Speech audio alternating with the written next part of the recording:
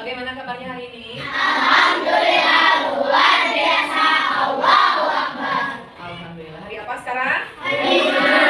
Tanggal 8/10/2025. Oke ya. Semangat semuanya untuk hari ini? Semangat. Sebelum kita mulai belajar, baiknya kita baca doa dulu. Oke, Syakila, boleh disiapkan? Siap, baca doa mulai.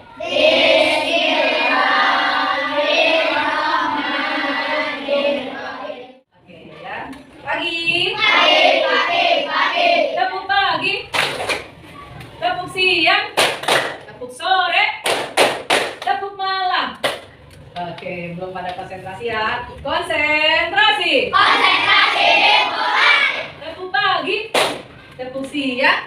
Tepuk sore. Tepuk malam. Oke, good job ya. Kita nyanyikan dulu lagu Indonesia Raya. Indonesia tanah airku, tanah tumpah darahku. Hari ini ada hal baru yang akan kita laksanakan. Kita akan belajar mengenai coding ya, dan kecerdasan artifisial. Apa Bu coding teh? Apa kecerdasan artifisial teh? Ya. Kita akan belajar tentang berpikir komputasional sebagai dasar coding dan kecerdasan artifisial. Apa ya Bu? Nggak ngerti dah aku. Oke, kita lihat berikutnya. Tujuan belajar kita hari ini, kalian diharapkan dapat memahami konsep berpikir komputasional, mengenal dasar coding, menyadari pentingnya kecerdasan artifisial atau dalam bahasa Inggrisnya AI, Artificial Intelligence, dan mengembangkan kemampuan berpikir logis dan sistematis. Nah, oke ya. Ini ada 4 dasar atau pilar utama berpikir komputasional. Ibu sudah buatkan ini ya. Terlihat tidak sampai belakang? Oke, sama ya? Sama ya? Pilar utama berpikir komputasional, kita belajar coding yang berhubungan dengan komputer, dengan pola, dengan kode, ya. Bagaimana kalau di komputer itu, kalau kita mengerjakan apapun itu ada rumusnya, ya. Oke, perhatikan. Definisinya, berpikir seperti mesin bukanlah tujuan dari pemikiran komputasional. Ini adalah metode yang kita gunakan untuk mendekati masalah rumit secara logis dan metodis. Seperti yang dilakukan ilmuwan komputer saat membuat jawaban. Ada berapa pilarnya? 4. Apa saja yang pertama? Dekomposisi, pengenalan pola, abstraksi, algoritma. Ini ada poin di bawahnya. Nah, katanya, kenapa berpikir komputasional itu penting? Yang pertama untuk apa? Memecahkan masalah lebih efektif, mampu dari lebih jauh menghadapi tantangan baik di pelajaran maupun kehidupan sehari-hari. Kedua, Meningkatkan kreativitas, membantu menemukan solusi baru dan inovatif. ketiga, Mengembangkan logika berpikir, melatih otakku untuk berpikir secara utuh dan sistematis. oke. Di sini kalian diminta untuk menyelesaikan masalah dengan berpikir secara logis dan sistematis. Jadi setiap permasalahan itu diselesaikan dengan sistematis, berurutan. Ya, lalu di sini ada dekomposisi, dipecah menjadi bagian-bagian yang kecil, ya. Oke, dari sini sudah ada gambaran belum ya? Contoh, kita akan menyortir sampah. Ini dikomposisikan, dibagi menjadi bagian-bagian yang kecil. Sampah itu menjadi masalah besar di semua negara. Kenapa menjadi masalah besar? Karena sampah dihasilkan setiap hari apa tidak sih? Setiap hari, setiap waktu malah kan? Ya. Orang itu memakan sesuatu, memasak sesuatu, menggunakan sesuatu, benda barang apapun itu pasti menghasilkan sampah. Kalau kita contohnya beli elektronik, tahu elektronik? Contohnya apa? HP, laptop, tablet, TV, dispenser, galau bekas, apa lagi? Bukan ya sayang ya. Kalau Bluetooth itu wireless, jadi tidak berbentuk ya, kecuali memang ada Bluetooth yang dipakai untuk kemana? Ya, tapi itu bawaan biasanya aplikasi bawaan gitu ya. Lalu, apakah barang-barang tersebut menyisakan sampah? Iya, contoh kemarin beli dispenser dibungkus oleh apa? Kardus, karton. Kardusnya jadi apa? Sampah. Terus kamu jajan mie di depan. Pakai apa alasnya? Styrofoam. Styrofoamnya jadi apa? Emangnya pakai apa? Dibantu sendok. Sendoknya jadi apa? Sampah. Terus kamu beli buah di depan. Makan buah kan? Dibungkus oleh apa? Ditusuk pakai tusukan. Dimakan tidak plastik dan tusukannya? Tidak. Diapakan? Nah, dari satu orang doang itu teh ya. Terus kalau misalkan manusia sendiri terus diisi makan terus mengeluarkan sampah tidak? Iya, dalam bentuk feses yang disebut prosesnya BAB ya, buang air besar. Nah, semua itu pasti akan menyisakan sampah sehingga sampah menjadi masalah utama di setiap negara. Yang membuang sampahnya banyak sekali, tapi tempat pembuangan sampahnya terbatas, tidak banyak. Maka dari itu menjadi permasalahan. Bagaimana cara kita menguraikan sampah sehingga tidak menumpuk? Ada yang dijadikan pupuk, ada yang didaur ulang, ya, ada yang dimanfaatkan barang bekasnya. Coba lihat ke depan. Nah, jelas tidak? Lah? Oke. Perhatikan. Jelas tidak? Jelas. Yuk kenali jenis-jenis sampah. Oke, perhatikan. Yang pertama ada kotak hijau ya, kotak yang berwarna apa? Hijau. Tulisannya apa sayang di sini? Organik. Sampah organik ini? Iya. Sampah organik ini apa aja? Daun, sisa makanan, kulit, buah dan lain-lain. Jadi kalau dikatakan itu organik itu dari makhluk hidup, mau itu tumbuhan, ya, atau sisa makanan, ya. Yang kedua, anorganik. Apa saja? Botol plastik, gelas plastik, bak plastik, gayung dan lain-lain. Itu masuknya ke dalam anorganik.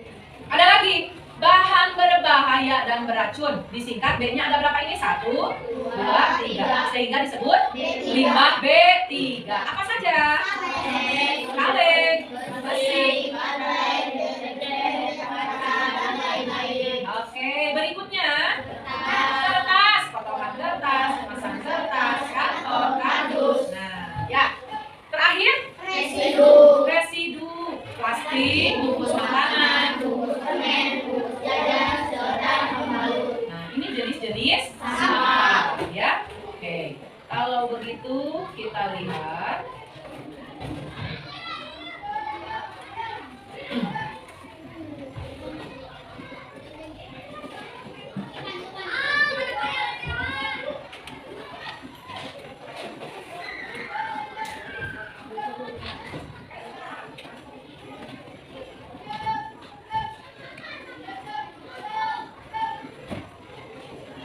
Di sini kita belajar untuk apa? Nih ya. Orang bijak buang sampah. Iya. Orang bijak bukan ya? Mau dibilang orang bijak? Mau. Ya, harus mau membuang sampah pada tempatnya. Jadi, anak-anak, setiap kita makan sesuatu, minum sesuatu, atau membuang sesuatu, buanglah ke tempat sampah. Sampahnya, bukan makanan atau minumannya ya. Sampahnya yang dibuang. Oke. Nih, jadi ini membuat kita berpikir secara sistematis dan logis. Masuk ke dalam apa? Berpikir komputasional. Oke. Nah, perhatikan. Nah, ibu punya, kalau kita mempunyai kebiasaan berbuat baik, membuang sampah pada tempatnya, itu masuk ke dalam apa kita melaksanakan pengalaman sehari-hari dari Pancasila. Ada berapa Pancasila teh? Ada 5. Ya, kita harus berperilaku berpedoman pada Pancasila sebagai dasar negara. Maka dari itu direm tingkah laku kita tuh jangan sampai kita melanggar atau tidak mentaati peraturan. dipahami dan dilaksanakan dalam kehidupan sehari-hari. Masih ingat Pancasila? Lambang-lambangnya? Masih. Coba sebutkan Pancasila. 1. Ketuhanan yang Maha Esa. 2. Kemanusiaan yang adil dan beradab. 3. Persatuan Indonesia. 4. Kerakyatan yang dipimpin oleh hikmat kebijaksanaan dalam permusyawaratan perwakilan. 5. Keadilan sosial bagi seluruh rakyat Indonesia. Oke. Sebutkan apa lambangnya? Sebutkan lambang dari sila ke-1. Bintang. 2, 3, Memiliki. 4, 5, Kebijakan. dan ketiga, kelima, kedua, keempat, satu. Jawab. Tepuk tangan untuk kalian semua. Ya, coba kita lihat. Ibu punya produk dari aplikasi Wordwall yang sudah ibu buat ya. Kita lihat. Nah, ya, kita putar. Kelihatan tidak yang belakang ya? Belakang terlihat? Oke, ini berkaitan dengan apa? PKS, Pendidikan Kewarganegaraan tentang Pancasila. Itu tadi dengan cara bijak kita memilah dan memilih sampah dikaitkan dengan pengalaman sehari. Oke, ini ada beberapa pertanyaan berhubungan dengan Pancasila. Minggu kemarin Ibu sudah jelaskan, Ibu sudah ceritakan bagaimana Pancasila itu lahir. Ya, masih ingat? Masih ya, dicatat, catatannya dibaca tidak? Dibaca. Pancasila lahir tanggal berapa? Ya tidak? Terus apalagi? Oleh siapa? Gitu ya? Kejadiannya apa? Oke, kita putar ya. Bismillahirrahmanirrahim. Pertanyaan mana yang keluar? Nah, coba kalian jawab. Sebutkan lambang sila ketiga dalam Pancasila. Siapa yang mau jawab? Kesini ke depan. Ke depan boleh Navia, silakan ke depan. Ditunjuk oleh Navia, jawaban Navia. Tunggu, jawabannya mana? Pegang.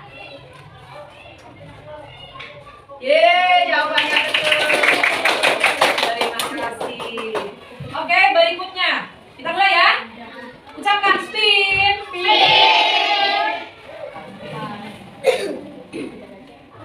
Nah, bacakan. Siapa yang menyampaikan pidato pertama pada sidang BPUPKI tanggal 1 Juni 1945? Siapa yang menjawab? Ayo ke depan. Boleh ke depan? Ayo. Boleh ke depan?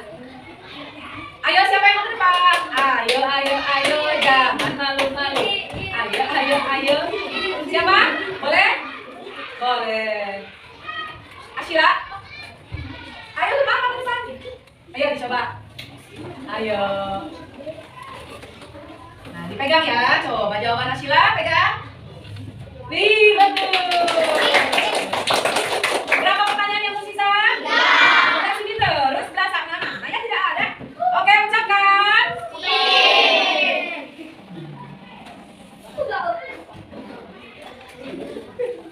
Kapan hari lahir Pancasila? Oke, Kikil, Syakila, sentuh. Baik, betul. Tersisa berapa pertanyaan? 2. Mana lagi? Ucapkan.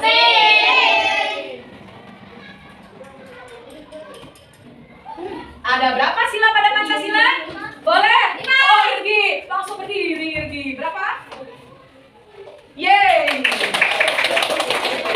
Betul. And the last question. Ini paling mudah. Sebentar lagi kita akan merayakan kemerdekaan. Tanggal berapa Indonesia merdeka? Boleh Ogi? Tanggal berapa? Oke, baik. Permainan selesai. Pintar. Wih, jawabannya betul semua. 5 dari 5. Oke. Nah, ini yang Ibu pakai ini aplikasi Wordwall.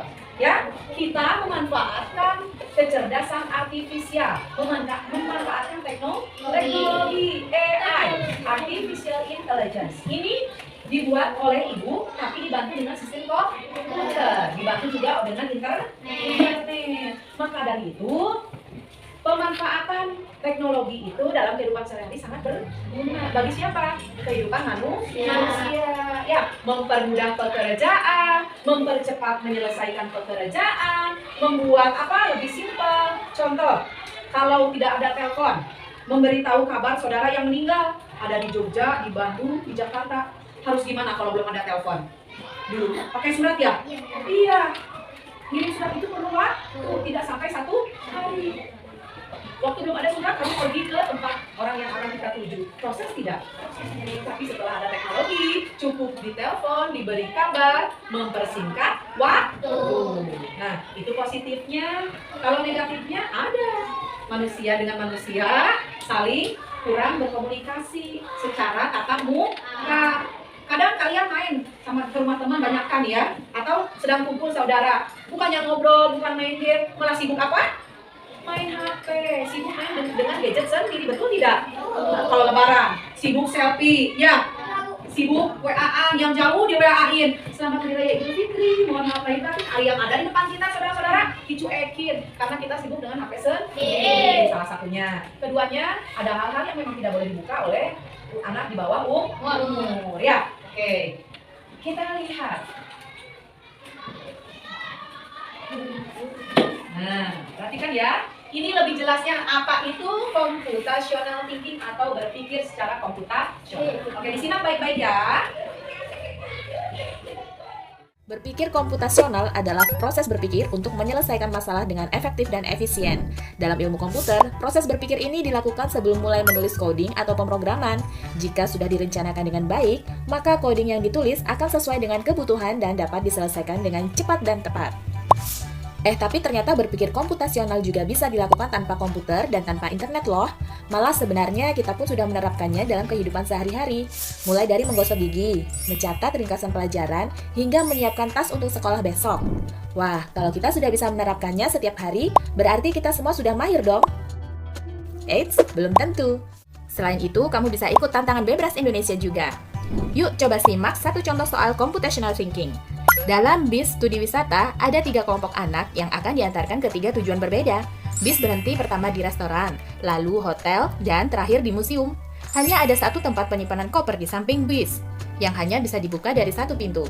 Sopir bis ingin mengatur koper-koper penumpang hingga mudah dikeluarkan. Bantu supir bis menentukan urutan memasukkan koper-koper itu ke dalam tempat penyimpanan. Ada pertanyaan ya, seperti ini. Koper kelompok anak yang mana yang dimasukkan terakhir? Kalau yang dimasukkan terakhir itu berarti kopernya harus lebih depan apa lebih belakang? Belakang. Yang sudah dijangkau apa yang lama dijangkau? Kalau yang paling terakhir itu, ya? Oke, ya. Nah, di sini kamu sudah berpikir kan? Ini lama, yang muda, yang depan, yang belakang. Sudah berpikir komputasional. Lihat dulu destinasinya atau tujuannya. Pertama apa? Lalu? Hotel. Lalu? Di antara 3 titik lokasi ini, yang paling dekat apa? Yang paling jauh? Berarti koper kelompok anak mana yang dimasukkan terakhir? Yang paling terakhir dimasukkan itu berarti yang paling dekat, karena yang mudah dijangkau, yang nyampenya paling pertama. Oke, rute bis dari awal berangkat sampai ke museum. Coba sebutkan. Lurus, belok, kanan, kiri. Oke, yang pertama lurus, terus belok apa? Kiri, terus lurus lagi, belok, kiri kanan, kiri lagi, terus restoran ada di sebelah kanan, lurus lagi, belok kiri lagi. Kalau belok kiri doang cuma di sini dong berartinya. Lurus lagi sampai di hotel, lurus lagi. Oke, siap-siap. Ini ada latihan yang harus dikerjakan, ya. Silakan dikerjakan. Setelah itu selesai dikumpulkan ke Bali. Ya.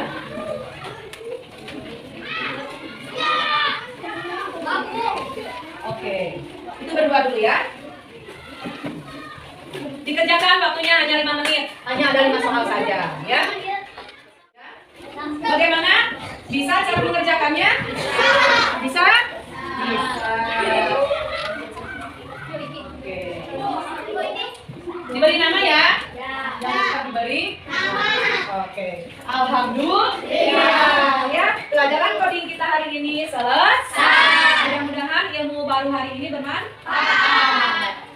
kalian lebih giat lagi belajar mencari tahu tentang apa itu coding. Buka gadgetnya untuk hal yang positif. Tepuk semangat. Kasih untuk hari ini anak-anak soleh dan solehaku. Selamat belajar di rumah. Wassalamualaikum warahmatullahi wabarakatuh. Waalaikumsalam warahmatullahi wabarakatuh.